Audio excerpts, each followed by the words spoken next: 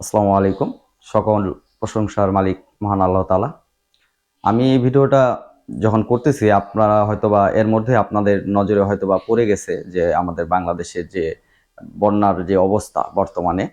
আসলে দক্ষিণবঙ্গের যে অবস্থা মানুষ শত, শত বাসা, শত, শত মানুষের জীবন, সব ছোট বাচ্চারা এবং সবকিছুই আমরা যে লক্ষ্য করতেছি যে আসলে অনেক কিছুই তলিয়ে যাচ্ছে এবং দিন, দিন আমরা দেখতেছি যে এটা আরো ভয়াবহতা বাড়তেছে। তো আমরা আমাদের জায়গা থেকে আমরা এই মানুষগুলোর জন্য দোয়া করতে পারি এবং আমি বেসিক্যালি নিজেই একটা জিনিস দেখলাম, সেই জিনিসটা আমার খুবই খারাপ লাগলো যে আসলে একটা লাশ তারা নৌকায় করে ধরে বেড়াচ্ছে, তারা যে সেটা দাফন করবে সেই জায়গাটা পর্যন্ত ফাঁকা নাই।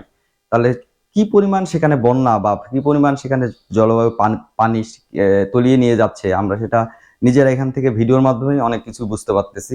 আমরা ছাত্র সমাজরা যদি এত বড় একটা কাজ করে দেশকে স্বাধীন করতে পারি তাহলে আমরা এই বন্যাগুলিত মানুষদের পাশে দাঁড়ায় তাদের জন্য কিছু করতে পারবো না, এটা আমার কাছে মনে হয় যে এটা আমাদের দ্বারা সম্ভব। আমরা ছাত্র সমাজ যদি চাই সবই সম্ভব এবং আমরা এই বন্যাকুলিত মানুষদের পাশে দাঁড়াবো এবং আমরা আমাদের জায়গা থেকে সবাই সবার জায়গা থেকে যে যেভাবে পারি তাদের জন্য দোয়া বা তাদের সাহায্য সহযোগিতা বা তাদের সেখানে যায় কাজ করা সবকিছুই আমরা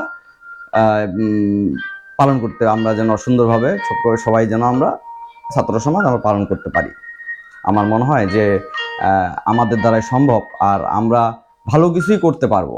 আসলে ছাত্র সমাজের দ্বারা ভালো কিছু করা সম্ভব, সেটা আমরা দেখাই দিছি এবং এখনো আমরা তাদের জন্য দোয়া বা এবং তাদের আর্থিক সহযোগিতা বা যে যেভাবে পারি আমরা তাদের পাশে এগিয়ে যেন যাই। এবং আমার নিজের পক্ষ থেকে আমি আমার ফ্যান ফলোয়ারদেরকে আমি একটা কথা বলতে চাই, আমি আমার জায়গা থেকে তাদের সহযোগিতার জন্য যতটুকু করা সম্ভব আমার দ্বারাই আমি চেষ্টা করতেছি।